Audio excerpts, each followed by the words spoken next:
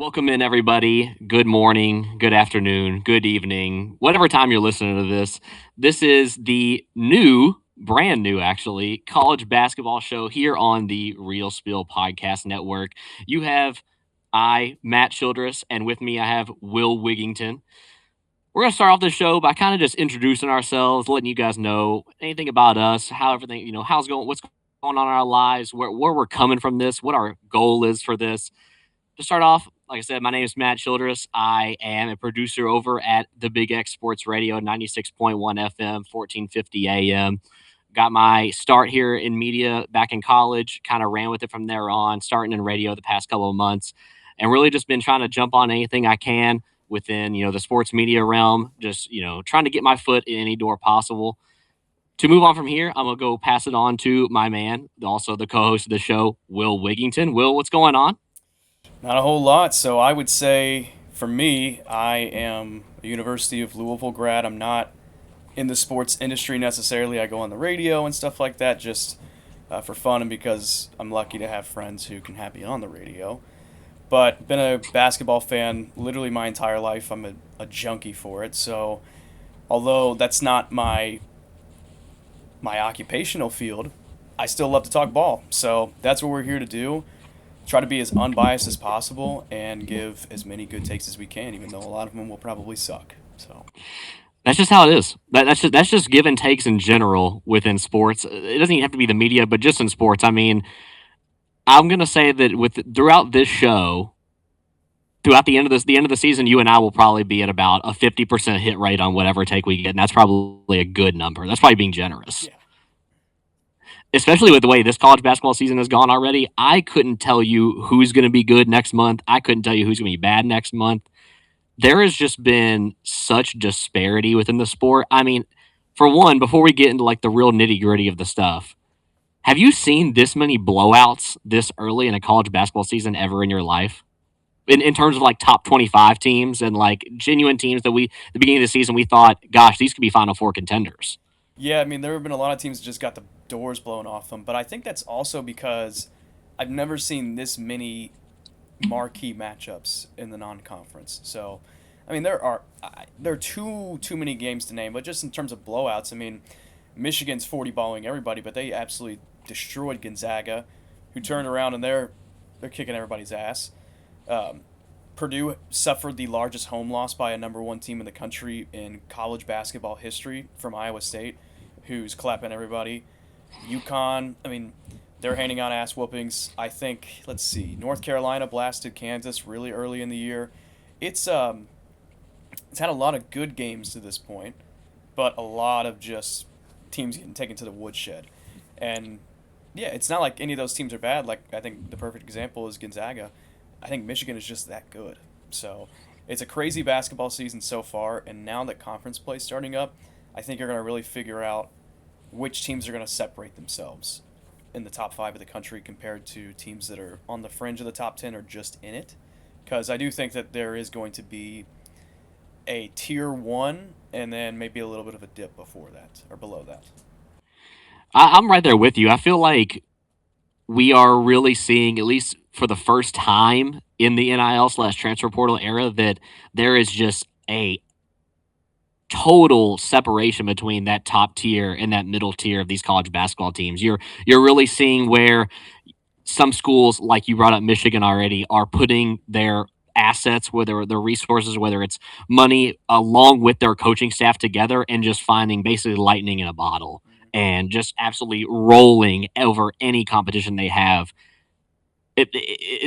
So far at this point in the season, I mean, we haven't seen a single team even step up to the plate and put up a genuinely interesting competition against them. Before we get into the first real segment of this weekly show, I want to ask you one more question about Michigan. Are you bought in on this team yet? Do you believe they are this good, or do you think that they are kind of preparing for a come to earth, come to Jesus moment of, okay, we probably are going to start slowing up here. We got to start evaluating where we're going to go. You're definitely going to see some sort of regression, but that's just kind of natural. I think that Michigan is in the classic spot of a team that is really peaking to start the season. But the thing is, I don't think that necessarily means that they can't make a Final Four or win a national championship. It just means that they're going to go from playing like the 96 Bulls to like the 98 Bulls, probably. They're going to Mhm. lose a couple games, especially in conference play on the road. I mean, I know they just beat USC by 30 points, but still. And I think that's actually the most 30-point wins against ranked teams in history to this point. Michigan has 30 point or three 30-point wins over 30 plus point, I should say, over ranked teams, if I could talk. But you're going to see them regress a little bit. I do think, though, that they are still the class of the country. I think that they have every piece necessary to win a national championship. Dusty May is a great coach who has a Final Four pedigree. So I don't think that they're going to fall off the face of the earth, but I do think that they're going to end the regular season with 2 to 3 losses. I think that's a pretty fair point to make. I feel like the whole going 40-0 question that we were seeing back in like 2016 with Kentucky, and I know Indiana's still the only team to ever do it. I don't even see that really as possible anymore with the way college basketball is nowadays. There's too much money, there's too much talent kind of dispersed all over the country. You can kind of catch anybody on a bad night. And too We much just variability with a 3 point shot. I mean, all it takes is uh, Michigan to have a really bad night, and for the team they're playing, probably on the road, to have a great shooting night for them to lose. It that can happen any day. that's a great point. It's the point where, like you said, we've seen it with Louisville this season. That I mean, we go out there, you have a game against Cal that looks like, wow, who could possibly beat this team on a night like this? To the Stanford game, where it's like, oh, we might actually lose 11 games this season. Yep. You know what I mean? Like, there, you can. Michigan just hasn't had an off night yet, and they're going to have one eventually, and that's going to be the moment where we really take a look and say, okay, so this is the identity of this team. This is their floor. We've seen their ceiling already. What can they do with it? But moving on from that conversation, we're going to get into the first segment of this show. Like I said at the beginning, this is going to be a college basketball centered show. This isn't going to be basically around any one team or so. Like Will said, we're both Louisville alumni. Louisville, the owner of the Louisville Post. I work in Louisville sports radio. We're two people that are heavily invested in the Louisville sports scene. But this one's just going to be more just college basketball centered in general. For any of you all ball knowers out there that are just trying to get a little taste of here once a week of something a little probably outside of the realm you're used to listening to, at least within this area. So to get us started off, we're going to go through and look at the top 25, the AP top 25 from this week, and give off our biggest risers. We're going to do this weekly, but for this one, since our first one, I say we just do it for who we think has rose the most throughout the season so far, who's fallen so far the most, and then we'll update that going on through the week to week. But to start off, Will, why don't you go ahead and give us your three risers of the season so far? Yeah, so I have. I did it a little bit differently. I have 4 total. I had 2 risers and 2 fallers so Oh, far. okay. Just looking at that, those are the teams that I just think, from what I've seen and watched this year, that I think have changed the most since their preseason ranking. And I'll start with the disappointments, just to get it out of the way. North Carolina, and then Louisville. And I know North Carolina was not highly ranked coming into the season, relatively speaking. They're at 17 right now. But they've been good. They beat Kansas, but in 2 of their major tests, they really fell. And that was against Michigan State in a neutral court during Feast Week. They lost by 15, I think is what it was. They just really couldn't get anything going. Caleb Wilson and Henry Vasar, they were kind of stifled by Michigan State's bigs and their athleticism and physicality in general. And then against SMU the other day, they just couldn't maintain the proper pace to stick with SMU, especially on the road. And I think North Carolina has a good team, and they can still, make some noise in the tournament. But I think that they have a defined ceiling, and while they do have an identity, that's not one that can always win them games. And I think that they may be a little bit too Caleb Wilson and Henry Vasar reliant.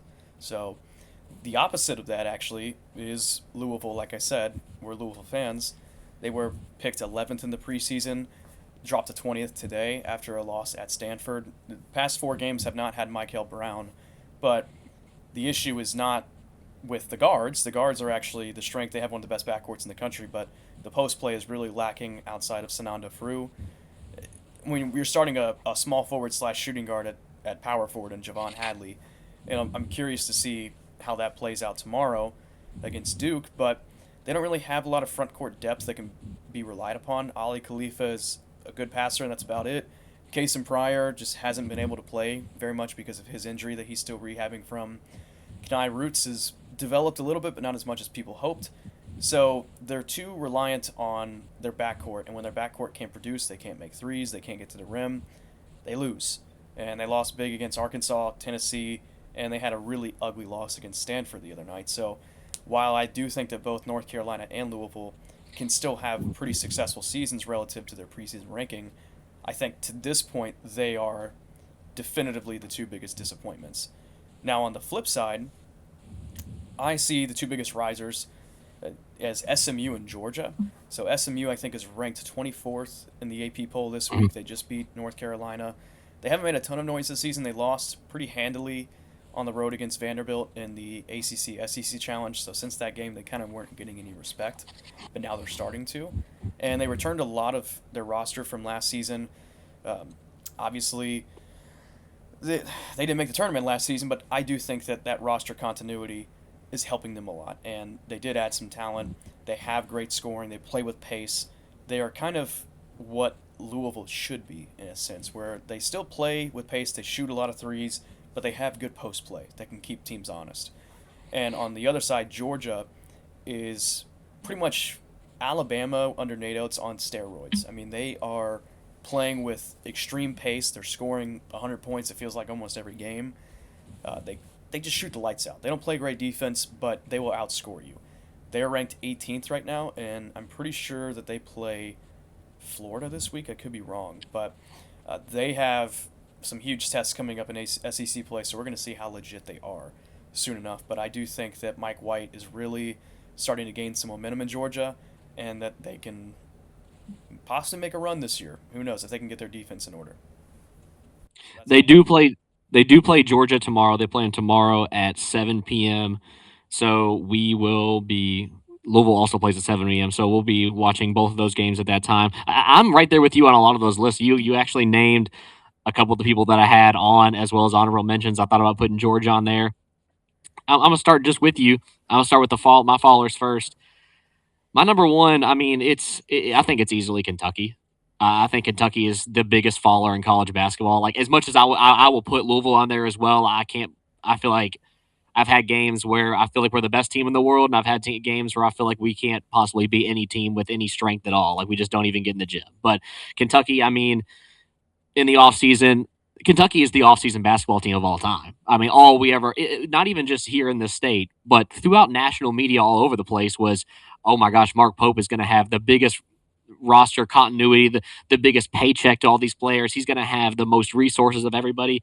They were the Ohio State of basketball. When it comes, like the football to Ohio State, Kentucky is the basketball this year is what they were saying in terms of, we're going to allocate all of this money to basketball. We are guaranteeing a Final Four basically.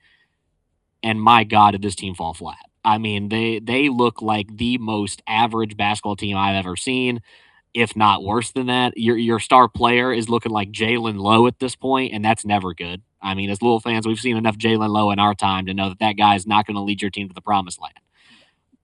But it's one of those where it sparked a lot of drama, like off the floor too.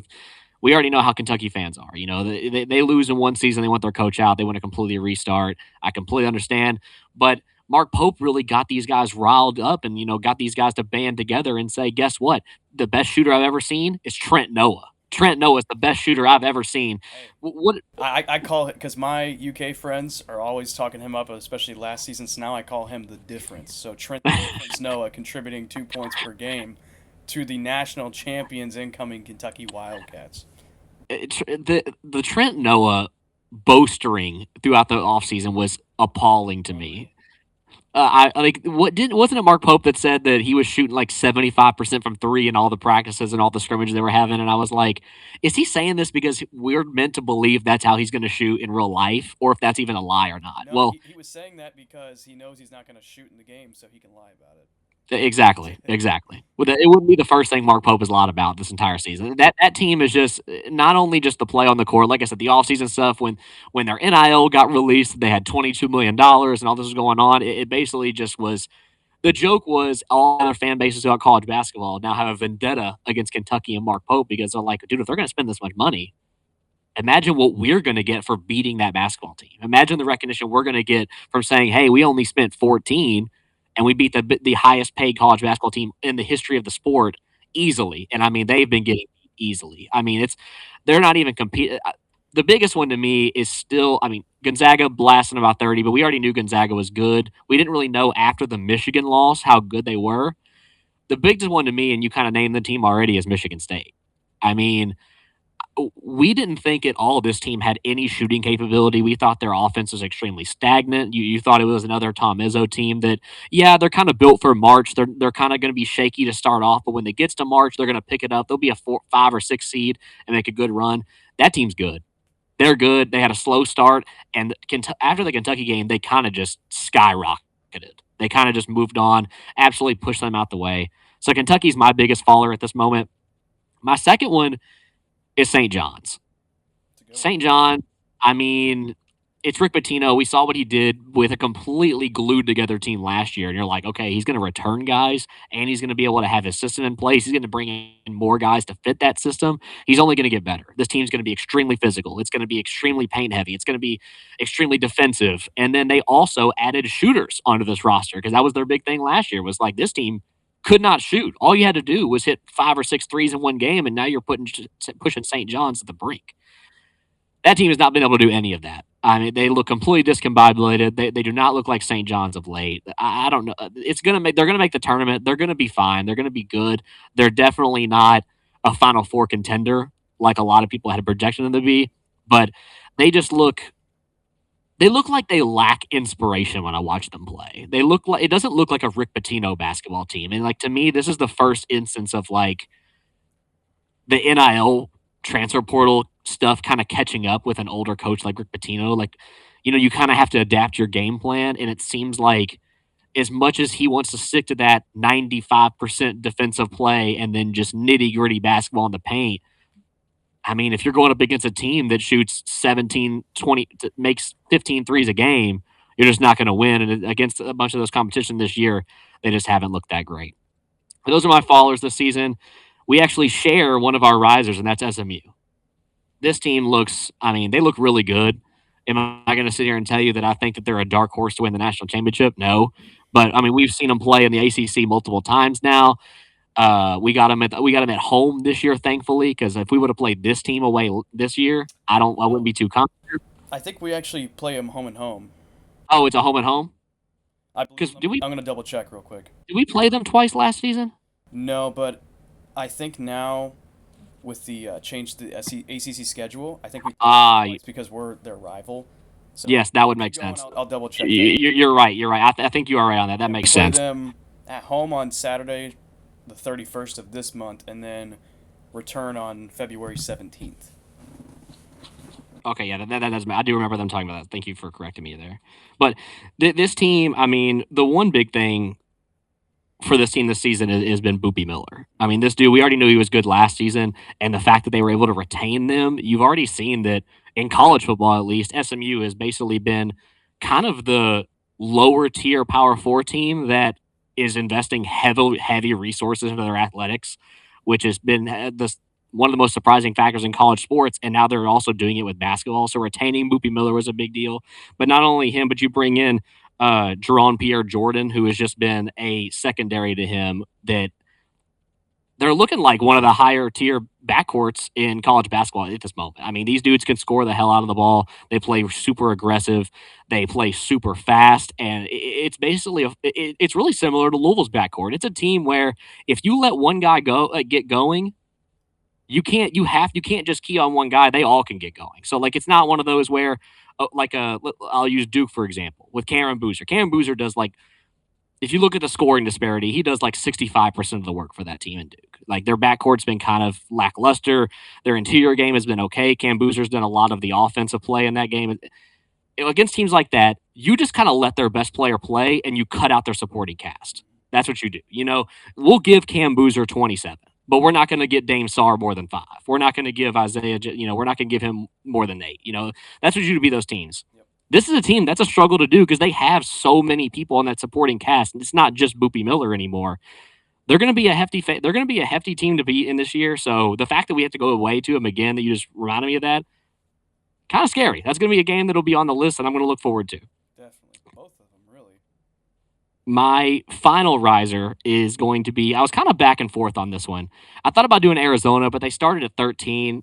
They have completely surprised me this year with Kobe Pete. But my final riser is Nebraska ball. It's a great I one. mean, these guys look like one of the most well-coached teams in the country. They can beat you with 90 points scored. They can beat you by 55 with 55 points scored. And they got their really biggest test of the year this past week against Michigan State, which they did play at home. I'll give them that. That is an advantage.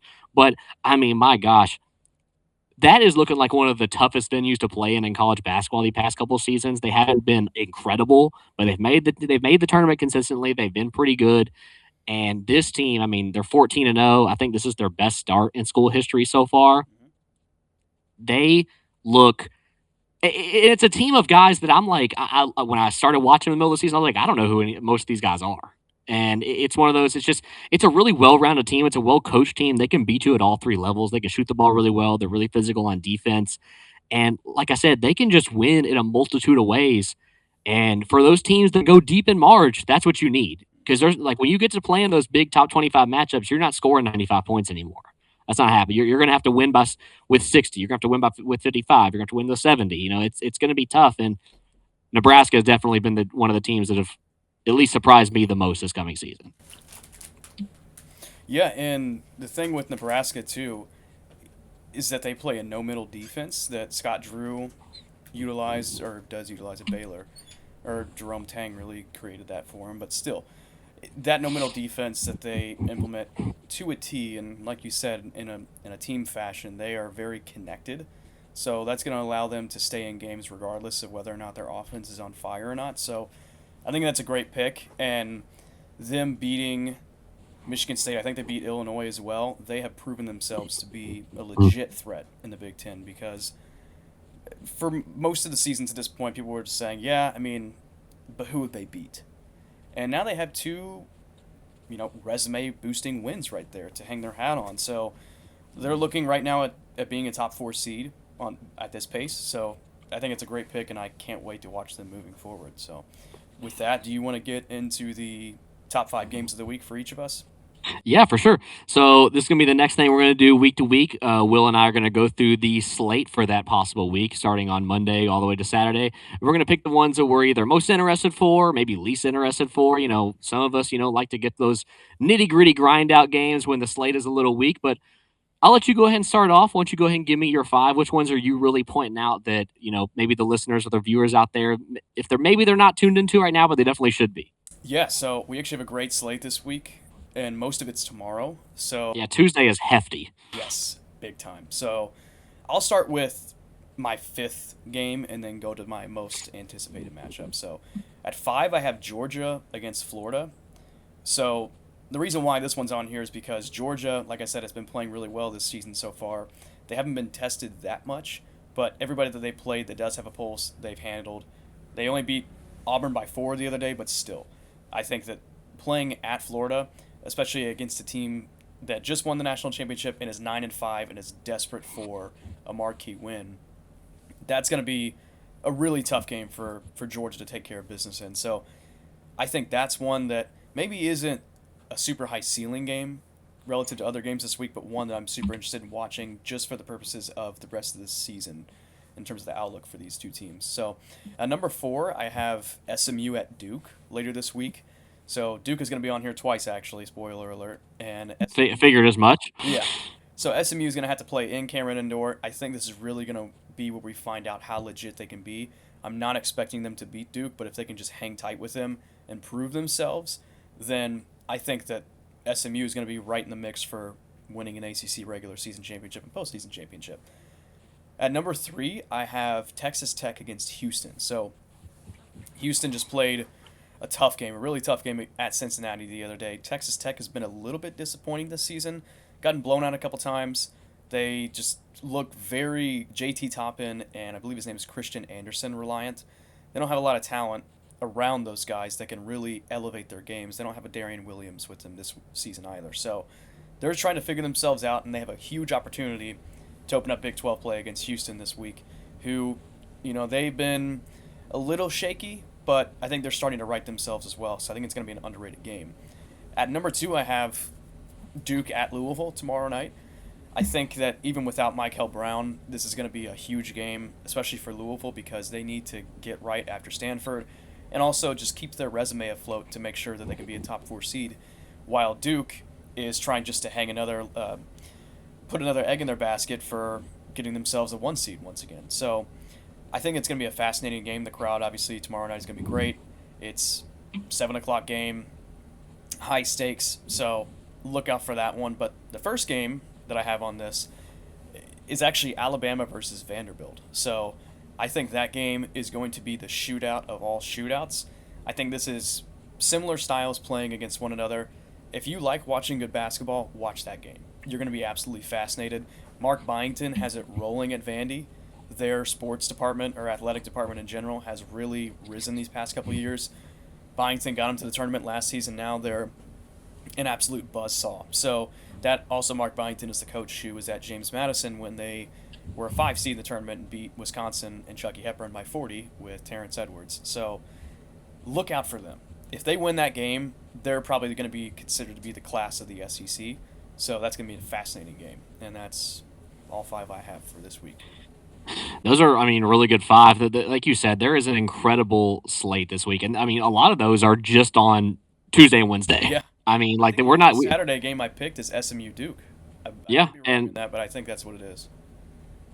yeah, that would make sense. Yeah, it's crazy because a lot of these teams are playing. It feels weird to go back after having that long holiday break, and all these teams are playing twice again this week. Like we just got a really long break of college basketball, and now it's just like shoved down our throats. I'm not upset about it, No, you're just but right back into the fire. you're just jumping right back in. But mine, I'll go ahead and do the same thing you did. I'm gonna go from 5 to 1. My 5th game this week. It's kind of weird. My actually 5th game I'll be watching this week is going to be Cal versus Virginia on Wednesday at 9 p.m. Interesting pick. I like that. This is a game where Virginia has looked a lot better than anybody of us thought or any of us would have thought they would have been. But they haven't. Once again, it's one of those teams where on paper they're like, okay, this team is pretty good, but we haven't really seen them go out and do anything crazy just yet. So they haven't gotten that marquee win yet to like, cement yourself as like this is a good basketball team. And it's kind of crazy thinking this far ahead that Louisville hasn't had one of those either yet now because UK is not great, Cincinnati's not great, and but we're getting there. We're figuring that out as we go along. But I got Cal versus Virginia. Cal, obviously, Louisville came in there on, was it Friday? Tuesday. No, Tuesday. Yeah, Tuesday. Yes, Tuesday.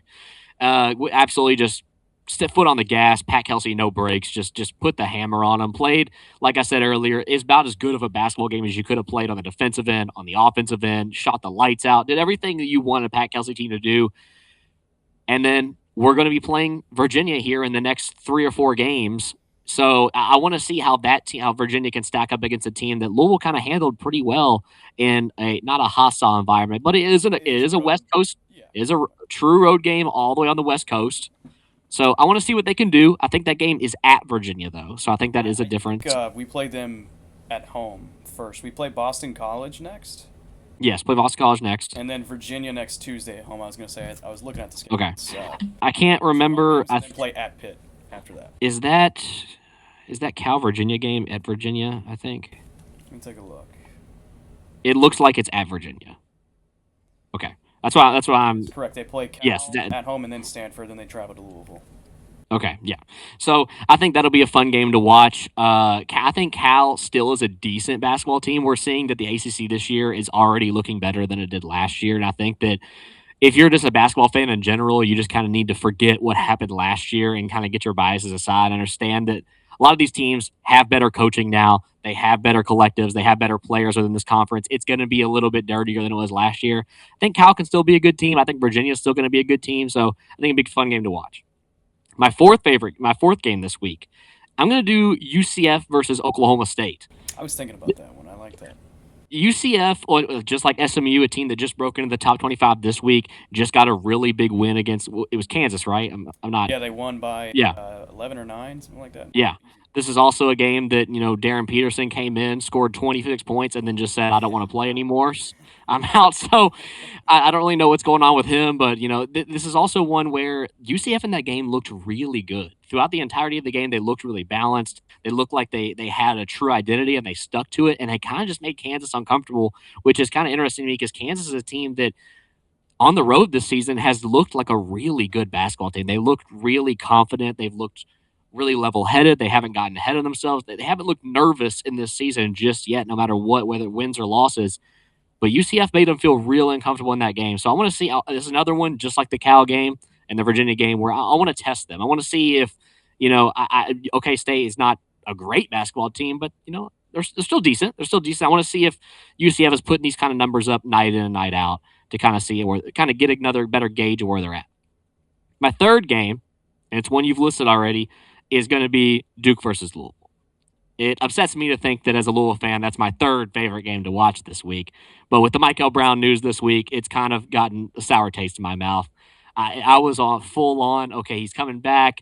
It's going to be, I'm fully confident in this game. It's going to be a stripe out. The environment is going to be electric.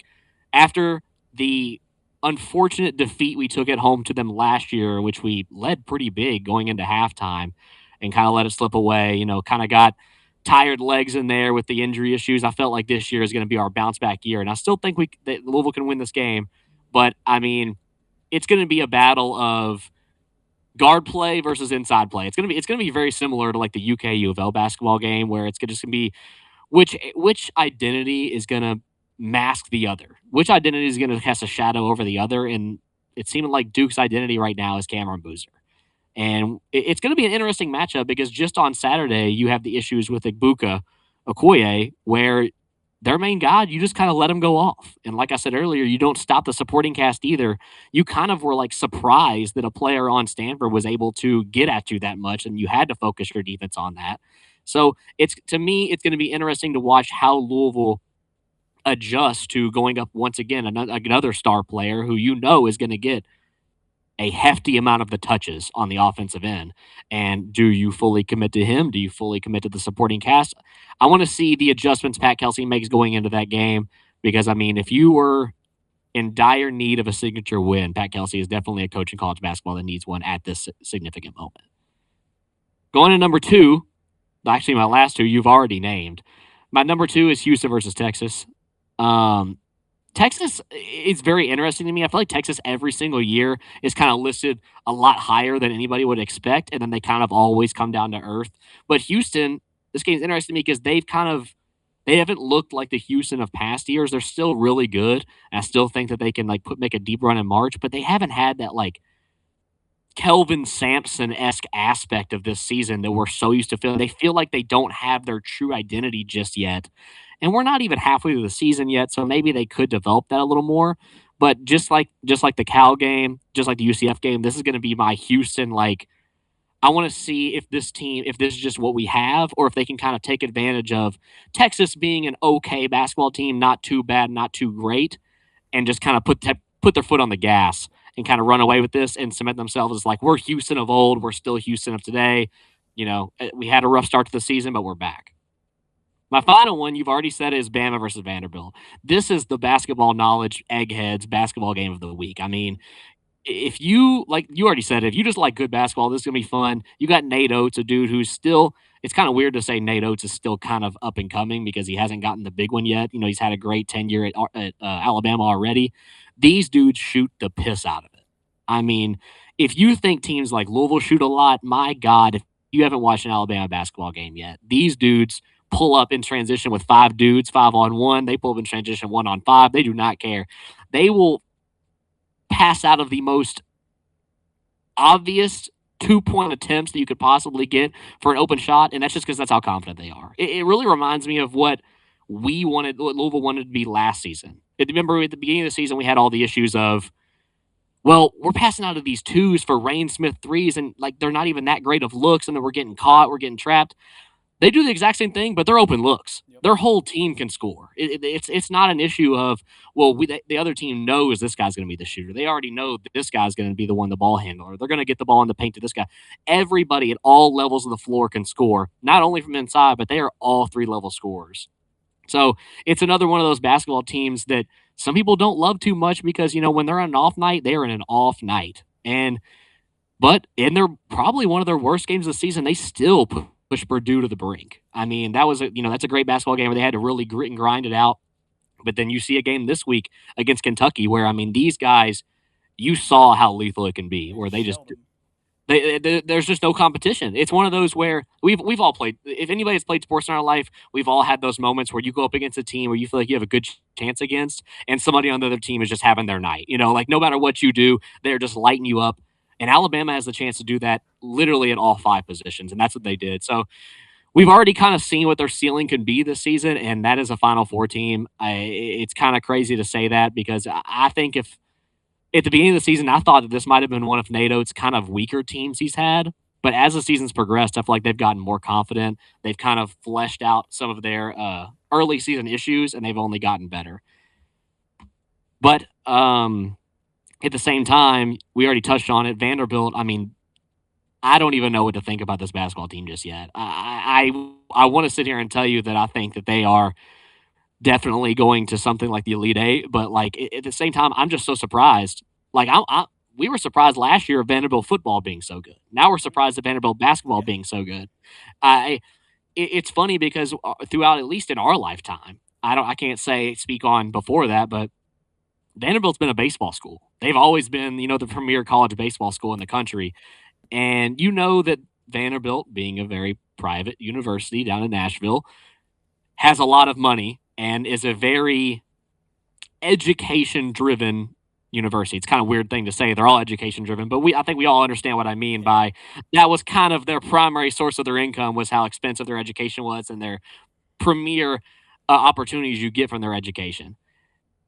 It's almost like if you're an athletic director in today's college sports or college athletics in general, you should just take Vanderbilt as a playbook and say that's what we need to do. And like, oh wow, if we just like put our money towards our athletics, then we get more money as a university, and that's what they've done. I mean, these dudes have changed football, basketball, still good at baseball, and they're not only just like, oh, they're getting kind of good. They are the premier of every sport at this moment. I mean, they're ridiculous. I think they're still undefeated, right? They're 14-0. I believe so. Yes. I think I'm pretty sure they're still 14-0. They look ridiculous. This is going to be the game to watch for me this week. I'm taking Alabama in it, but I can't wait. I think this game's going to show some real fireworks. I think we're going to see these two teams get really down and dirty in this game, and I'm excited to watch it. All right. Well, then I guess we'll move on to our final four picks. Um, I'm gonna go through mine quick. I have dinner waiting, so I'm gonna Okay. just kind of give like a quick explanation as to why I'm picking them, and then we'll go from there. So, the first team that I have, the team that I think will be the number one overall seed, no shock at all. I do think it's Michigan. I think that they have a great coach in Dusty May. They have everything you need in a college basketball team to be a national championship winning team. Axel Lindenborg was supposed to be the player of the year, and he probably won't even be because his team is so good around him. They Yeah. need him to be Superman for them to just destroy teams, belt the ass every night. And he's still a great player, and he's a number one option, a bona fide number one option. I think they're an incredible team. I would be very shocked if they don't make, at worst, the Elite Eight. The second team that I have in the Final Four is UConn.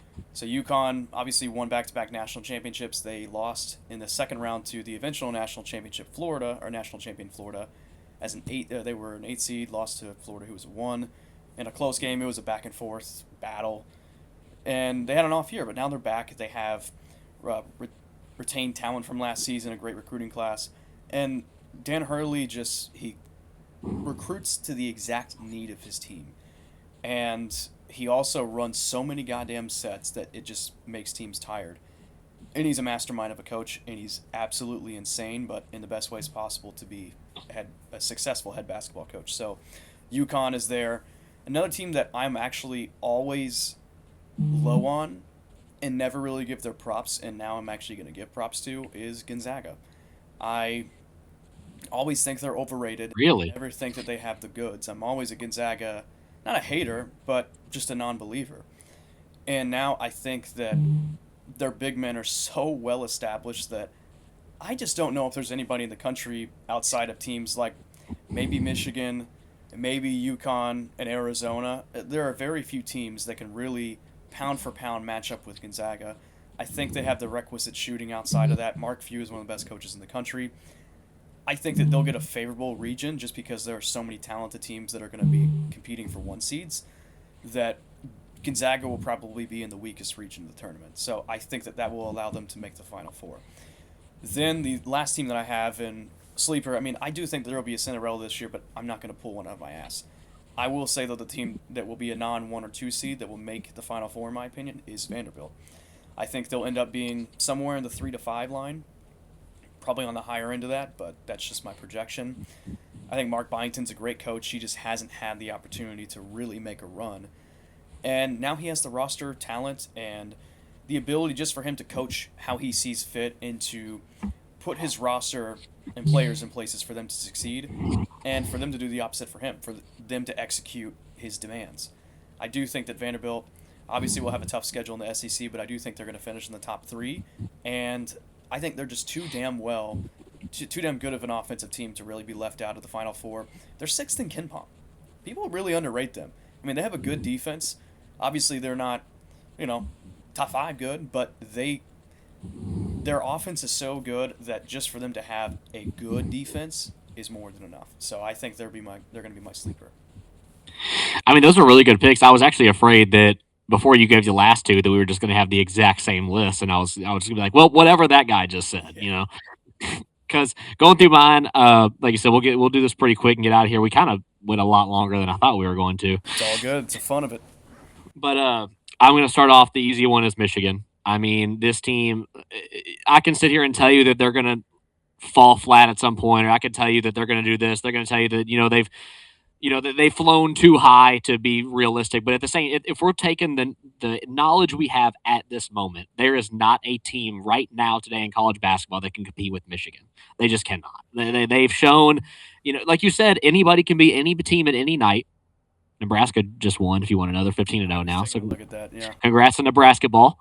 But they've given me no reason not to put them on this list. I'm not going to sit here and blow smoke out my ass and say that this is going to happen to Michigan. Laxel Lindenborg is going to fall this one. No, Michigan's going to be in there. I mean, they've given me no reason to think so not to. They're the most all around well coached. Dusty May is just doing such a great job, and I mean they just look completely dominant. Number 2, I already said him. Already talked about him on the show already. It's Arizona. I think Arizona is in this list right now. I think Koa Pete has just been for me, honestly, easily one of the standout freshmen of the year, one of the biggest surprises at freshman of the year. A lot of people didn't rate Koa Pete when we first came into the season. But at the same time, this dude's already pushing himself higher and higher on the draft boards week in and week out. And it's not like a Cam Boozer situation where he has to get 25, 27 points a game for this team to be good. He's getting 14 and leading this team. I mean, this is a really well-balanced team. They share the rock. They get into the paint. This team, what is it? They average 7 threes a game, 6 or 7 threes a game. They do not shoot, and they stick 6, 7. They do not shoot. They barely. These dudes touch the paint. If you are an old head basketball fan and you're not watching Arizona basketball, then I don't see how you can complain about college basketball anymore. This is the team to watch. The next 2 I've already talked pretty highly on them. You've talked highly on them. I'm taking Bama. I think this is Nate Oates' real season to really get in there. Like I said, I've been really high on them as of the past couple of weeks. They seem to be really ironing out their issues. The big issues were, the shots just weren't falling. And now that you're kind of seeing them get to the point where they're adjusting. They're going to the mid-game of where, okay, we're not going to hit 17 threes in this game. We're going to get to the paint. We're going to get these touches. We're going to set these down screens for each other. These guys, I've seen this team develop mid-season more than I've seen a lot, at least very many of the Nate Oates teams of the past, and kind of evolve their identity throughout the season more than they have recently. Whereas I feel like year in and year out for the past couple of seasons, it was, well, they're going to hit 15 threes. You just got to hit more than them. Now they can beat you in a multitude of ways, and they don't play a lot of defense, but that team plays so fast and has so much depth that, if you are trying to play hefty defense, if you're trying to play a high press, you're going to be gassed by halftime. And these dudes are not going to care because they're just shooting anyway. They're not getting to the paint. They're not bumping you too much. They're a good team. They're a really good team. I think that they pick it up. I think they clean it up, and they go on a really good run toward the end of the year. My last one, you already said it, it's UConn. At the end of the day, it's Dan Hurley. Dan Hurley, the dude last year was kind of an off season for him, if you want to count that as an off season in college basketball. As much as you want to, as much as I dislike Dan Hurley as a head coach, as a person, whatever you want to say, I think the dude's a clown. But at the end of the day, he's one of the great head coaches in college basketball right now. He's the face of this new era of college basketball, and you said it the best. The dude hits the portal, hits the recruiting trail, hits everything as hard as he can. He gets the best talent, but only for what he needs. He's not going out there getting the number one recruit because he wants the number one recruit. He'll get the eighth or 12th dude because, hey, this guy fits my system the best. He's not going to elevate. He's not going to be the name on the draft board every time, but he's going to give us the best chance to win. And that's something that I think a lot of coaches either one, don't have the pool to do yet, or two, just aren't doing it because they're just. I get that the college basketball world is so influctuated with talent now. You just want the best name out there. But Dan Hurley has shown that if there's a guy who always builds his perfect system, it's Dan Hurley. So that's going to be my 4. That's probably going to do it for this week. And Will, I really appreciate you coming on here. I'm excited to do this week in and week out. Me too. I love it. And I can't wait to see how our Final Four picks develop throughout. And yeah, I guess we can next week just take a look at our picks of the week or our top 5 games of the week and just do a quick review of all of those. But Yeah. This was a ton of fun. So thank you again for hopping on. Thank you to anybody who's watching, and we'll be back at this next week.